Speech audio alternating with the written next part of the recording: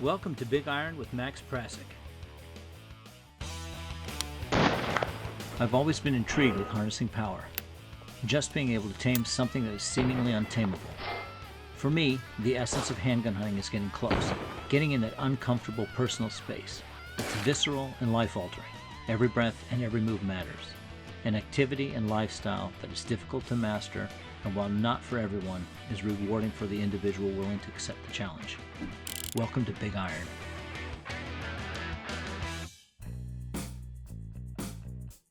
Hunting in the United States is seasonal. Everyone knows that. What do you do in the off-season? Shoot targets at the range? That's not good enough for me. While that's a necessary part of my life, I would rather actually go out and hunt live animals.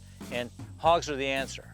There's no season, there are no limits, there's an abundance of them, and it's something you can actually eat in the off-season as well. When I was an editor with 400 magazine, I was looking for an outfitter that was fairly close to my home in Virginia, where I could test guns and ammo for magazine articles. I made a call and we struck a deal, and from there out, I was coming here on a regular basis, testing and writing articles for that magazine. We've been working while we're here with one of the co-owners of Hog Heaven Outfitters, and that's Mitch Turnage.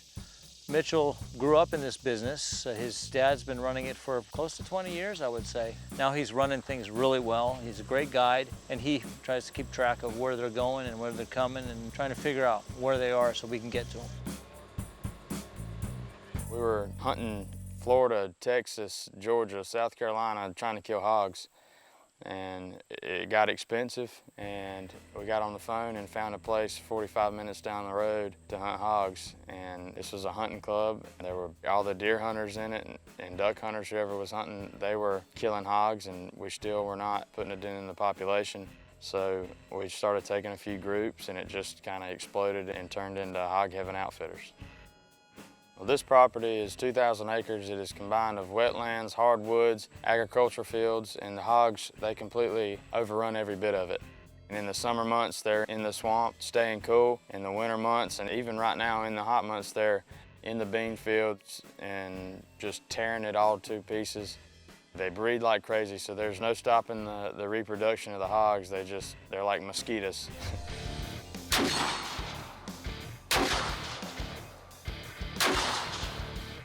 For this hog slaying exercise, I brought 3 of my favorite BFRs to the party. First up is this 44 Magnum. I equipped it with a shorter barrel, and the reason being it was a nod towards packability. Even though I put an optic on it, not iron sights, I just can't use iron sights like I used to. My eyes are just not there anymore. So I equipped it with a reflexive red dot sight. They're pretty easy to pick up, but they don't take up a lot of space, so it's still packable. It also has the Bisley grip frame. For this particular revolver, I've chosen Buffalo Bore's 340 grain hard cast load. It's a plus P+, okay, so it's pretty high pressure. It's raucous, it kicks hard, but it's an absolute freight train. Granted, there's nothing out here that's going to need that kind of penetration. It's nice to have it on hand anyhow.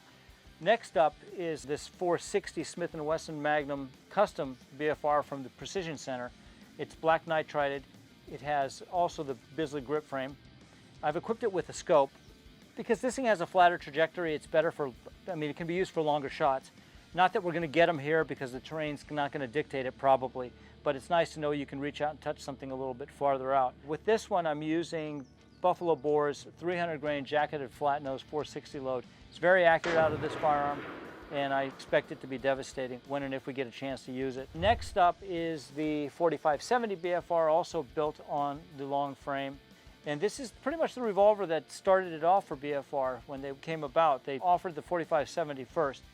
I'm using one of Buffalo Bore's 405 grain Magnum 4570 loads. It's a rifle load, higher pressure than the standard 4570 of yore, but that BFR is tough and it can handle it.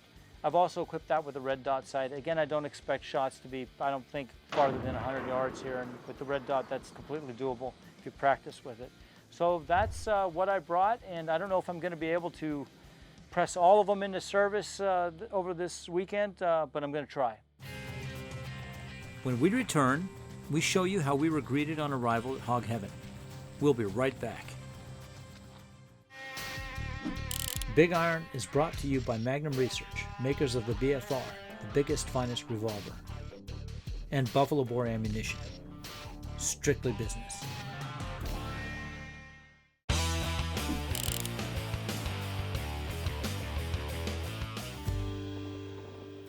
When we pulled up onto the property and we're going through the gates, Mitch spotted some hogs in the field. And if you can see them from that distance where we were, they're pretty big. So we got a little excited. In street clothes, we hauled Bud over there and we, we put the stock on.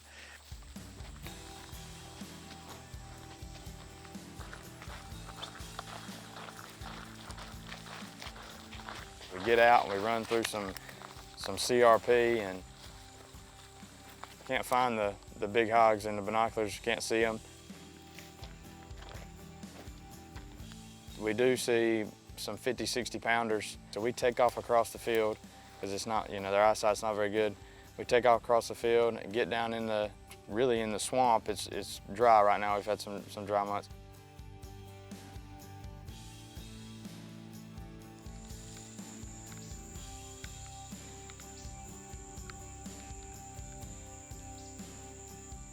We get down in the swamp, get kind of close to them, and break out in the field, and they're gone. We ran into a couple of groups of smaller hogs, and we decided, well, why not? Let's kick this thing off with even a smaller hog because they eat better anyhow. So we all break down, get down, and begin crawling across the field to these hogs. And about that time, we see a group of bigger hogs. Those are coming right to us, look at them. We start crawling towards them, and they turn around and take off back in the woods. So we go back to the other group of hogs. And as we're doing that same group of bigger hogs, they come running right at us. So we get set up, Max gets ready to take the shot. I got a shot on one, kind of a hasty shot, and I don't know what happened. I missed, somehow. That was the first encounter when we got here, and that was a pretty good sign. It was a good omen of things to come. The stalk wasn't successful, but we had a great time, and we put a very good stalk on them. We just didn't close the deal, but that's okay. It was great. It was a good experience, and we got to see how we all work together, and hopefully it'll build up to a kill later this week. After the break, we beat the sun and get started before the day. Stay with us.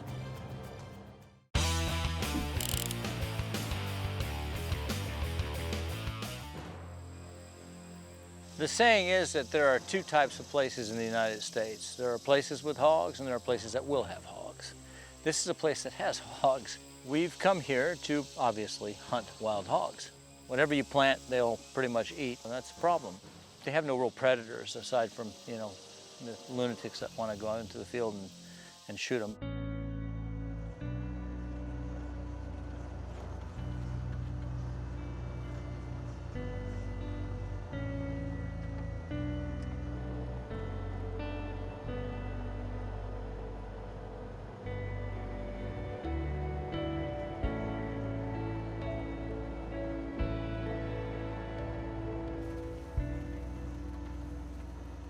Basking in the aftermath of my miss the second we got here.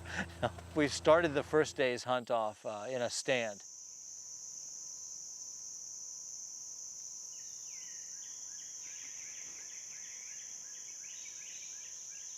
It's hot, it's humid, but we're happy.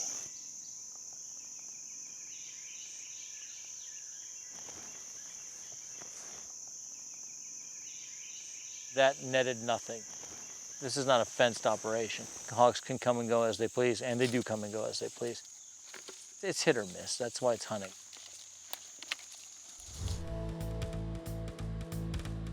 We decided to head back to the ranch, maybe get something to eat, and then go back out. And it was still relatively early and pretty cool outside, so there's a good chance that the hogs were still moving and not laying up because it was hot. So I picked them up from the stand and took them back to the cabin just for a short break. As we were stepping off of the vehicle and trying to get inside the lodge, Mitch turned around and noticed that there was a big group of hogs right by the rifle range. I saw about 9 or 10 pigs coming towards the pass. We all got together, grabbed the pistol, grabbed the camera, shot down the road, got close to where they were coming and kind of lost them for a minute. Big group of hogs just walked across here.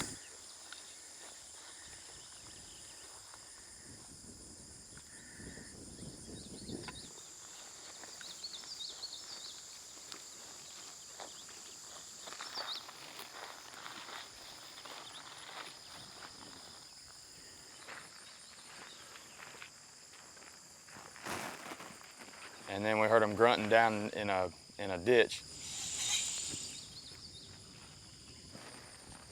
So we kind of creeped up close to them. We could see down in there pretty well, and there were, like I said, 9 or 10, and they were feeding down in the ditch. So I got set up on the sticks, got the revolver ready, I had the hammer back, and we're just waiting for something to come up and clear. And one small pig came out, looked right at me, looked at all of us, turned around, walked back. He walked back, he wasn't spooked. And while everyone was concentrating on that, I caught some motion out of the corner of my eye, and I turned my head to the right, and there was a much larger pig that was standing on the road right there coming across, and he didn't see us either. So at that point, I let him eat 300 grains of jacketed flat nose bullet. That was all she wrote. Oh boy. One 300 grain bullet, it clearly works. It's not a big animal, but this will be a great barbecue hog, as we call him. I'm happy.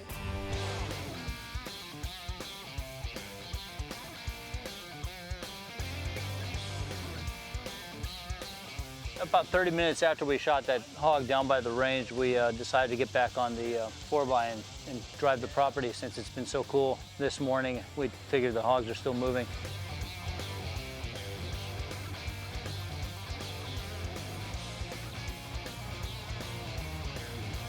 We took this road and we've been driving it for a while. We've come across a couple sets of hogs. Right there. Yeah, get out. Get ready. He's a good one too, I think. We managed to get between the river and a couple of hogs that were on the side over here. Range point me. We kind of trapped them, so they came out. He's still there.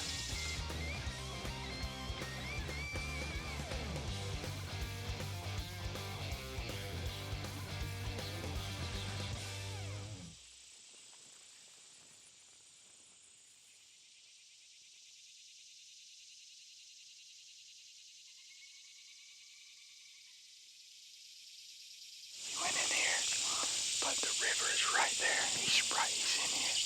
And he was working back this way in the end. He's not far.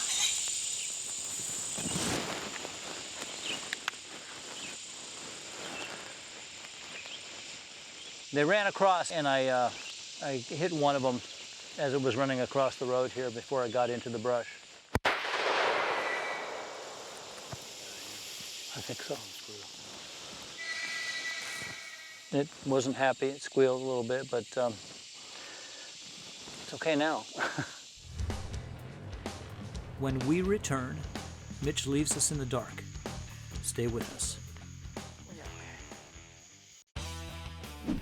Big Iron is brought to you by Magnum Research, makers of the BFR, the biggest, finest revolver, and Buffalo Bore ammunition. Strictly business.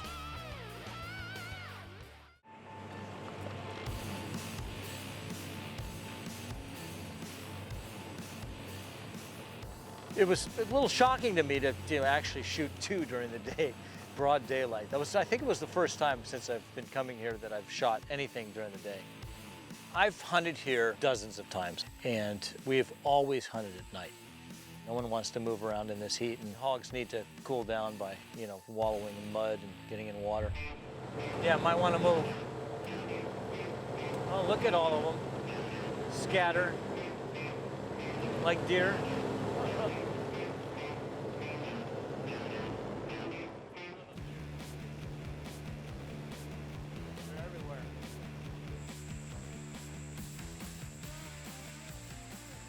Later that evening, I sent them back out to the same stand they went that morning with the light. Most of my previous experience at Hog Heaven has been hunting at night with green lights. We mount a light to our firearm, and when the hogs come around, we pop the light on and let the lead fly. So this was a familiar place for me. The green light doesn't seem to spook them. While they do notice it, it doesn't typically cause them to scatter. It's pretty effective, and I've been quite successful in my nighttime hunting efforts. Of course, this requires the hogs to show up to the party, something completely out of our control.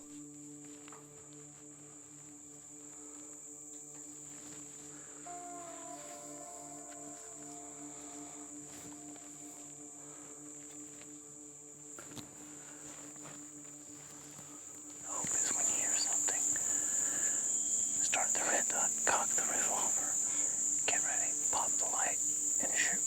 That's the sequence of events, and hopefully connect. We sat for a few hours and it was hot and humid and mosquito ridden. You know, even though you shoot these things over bait oftentimes, nothing's a given here. It truly is a hunt. You don't have a pen here. You don't have fences that are keeping them in, so you can follow them around the property. They're here or they're not here.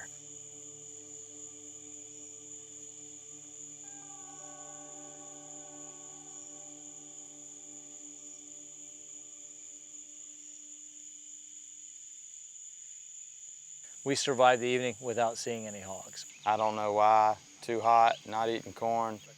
It's hit or miss. Like I said, it's a hunt here. It's not a gimme. It's not shooting fish in a barrel.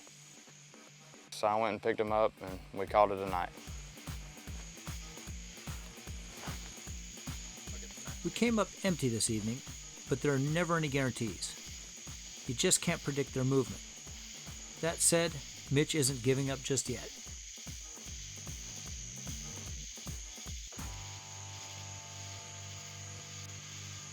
After a couple sits without any luck, I went and picked them up that night and we went and looked for another option. I'd seen some hogs in another location earlier, so we baited that night hoping that we maybe could kill the next morning.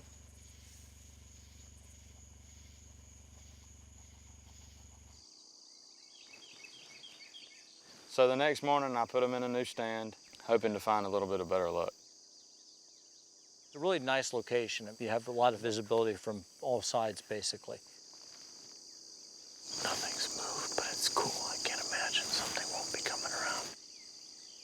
It's tough going hunting hogs, well, the way I do it, because I tend to hunt fairly hard. And, you know, by day 2 or 3, you're pretty worn out. Lack of sleep, hunting late, getting up early, doing it again and again and again, repeat. But it's worth the effort. Just see what happens. Frankly, I was a bit surprised we didn't receive any visitors. The cool air and bait should have brought at least a few hungry hogs around, but they were obviously eating somewhere else. Should being the operative term. But again, that's the nature of hunting, particularly when there are no fences containing the hog population. This is a purely free-ranging hunt.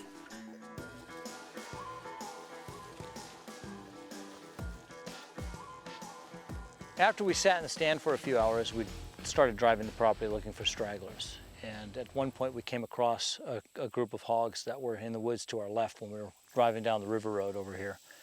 And we got off and put a stalk on them.